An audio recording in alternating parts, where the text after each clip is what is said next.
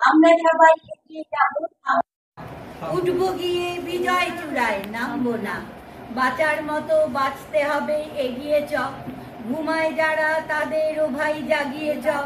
জাগবো রে, জাগবো রে, জাগবো রে, মৃত্যুদ্বারে দিচ্ছে হানা, জবাব দে। মিথ্যা মোহে ঘুমিয়ে আছিস নবাবকে, স্বাধীনতার মূল্য দিতে ঘামছ কি? অর্ধপথে দ্বিধা ভরে থামছ কি? খবরদার, এগিয়ে চলো, ঝাঁপিয়ে পড়ো, বাঘের মতন লাফিয়ে পড়ো, দিক দিগন্ত কাঁপিয়ে বলো, থামবো না, থামবো না, থামবো না। উঠবো গিয়ে বিজয় চূড়ায়, নামবো না, নামবো না, নামবো না।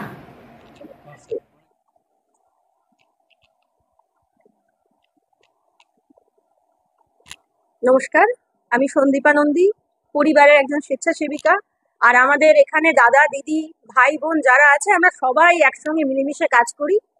আমাদের প্রধান কাজ সেবা কাজ করা, এবং যারা সব সময় আমাদের এই সেবা কাজে পাশে থাকেন তাদের জন্য আমাদের পরিবারের তরফ থেকে এই বিবেক সম্মান আজ প্রদান করা হলো।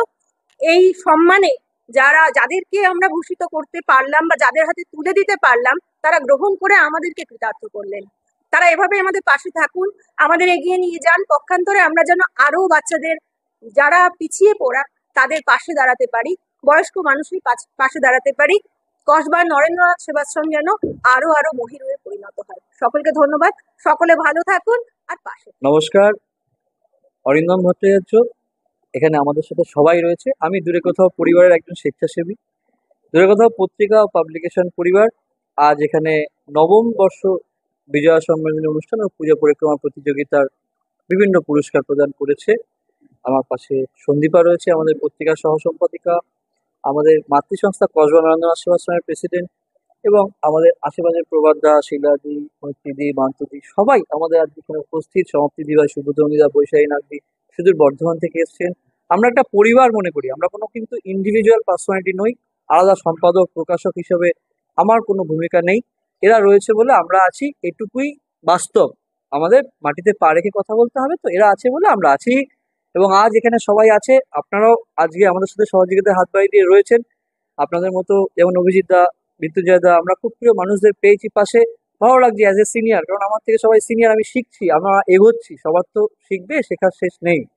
তো আজ এই দিনে আমাদের কিন্তু যেটা মূল কথা, আমরা এই যে পত্রিকা বা পাবলিকেশন দেখছেন, এটা আমাদের ফ্রন্ট কার্টেন। আমরা কিন্তু নেপথ্যে এটা একটা লড়াই চলছে। লড়াইটা কিসের লড়াই? আমাদের মাতৃসংস্থা কসবা নরেন্দ্রনাথ সেবাশ্রম বিভিন্ন পিছিয়ে পড়া জঙ্গল পাহাড়ের মানুষজনের সাথে কাজ করে চলেছে। 155টি মতো বাচ্চা, যে আমরা আদিবাসী জঙ্গলে কাজ করি।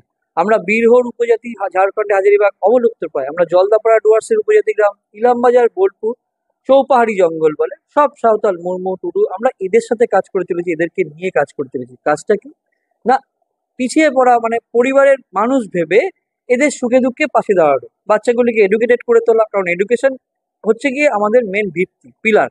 হ্যাঁ, যতদিন অশিক্ষিত থাকবে ততদিন কিন্তু ওদের কোনটা সত্যি, কোনটা মিথ্যে, কোনটা আলো, কোনটা অন্ধকার বুঝতে পারবে না। সমাজ যদি শিক্ষিত করা যায় তাহলে সব বুঝতে পারবে। সেই উদ্দেশ্যটা বাস্তবায়িত করার জন্য আজকে দূরে কোথাও পত্রিকা ও পাবলিকেশন, এটি একটি অর্থ সংগ্রহকারী প্রয়াস, আর কিছুই না। পত্রিকা পাবলিকেশনের মাধ্যমে যারা যারা এগিয়ে এসছে, বিভিন্ন সাহায্য আসছে, সেটা আমরা তুলে ধরতে সক্ষম হচ্ছি এদের জন্য, বা এদের পাশে দাঁড়াতে পারছি। আজ অনেক ধন্যবাদ। আমি সন্দীপাকে বা এদেরকেও দুটো বলবো, সমস্যারে তোমরা যদি পারো দুটো কথা আজকে মিডিয়া মানে রয়েছে যেহেতু সংবাদ মাধ্যম, দুটো কথা যেন বলে।